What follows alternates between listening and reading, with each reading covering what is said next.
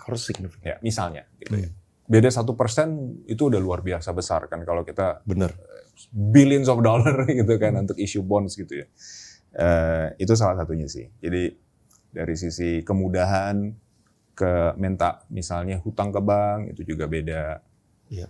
Kalau misalnya ke isu obligasi juga lebih mudah sedikit lah kalau ada di.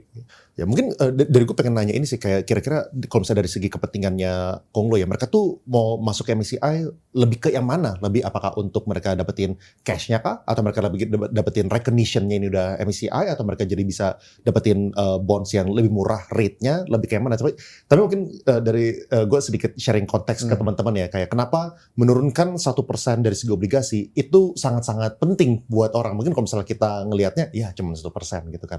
Tapi yang namanya cost of fund itu juga ada korelasinya dengan mereka punya investment yang mereka bisa ambil. Soalnya kan semua orang punya required rate of return gitu kan. Misalnya nih, kalau misalnya kita ditawarin proyeknya itu 10%. Tapi kalau misalnya kita itu pinjem bunga aja harganya 9%, ya ngapain gitu? Lu kerja bakti gitu kan, cuman buat bayarin bunga bank gitu kan. Tapi kalau misalnya lu punya cost of fund itu misalnya 5%, 6%, nah lu tiba-tiba bisa ngambil project-project yang memberikan return itu 10% gitu kan. Nah makanya lu tiba-tiba bisa ngambil proyek-proyek ini yang tidak bisa diambil sama orang lain gitu. Makanya itu penting, salah satu yang penting. Nah cuman dari Bro Ivan kira-kira kepentingannya yang mana gitu kalau misalnya dari Konglo yang pernah ngobrol sama Bro Ivan?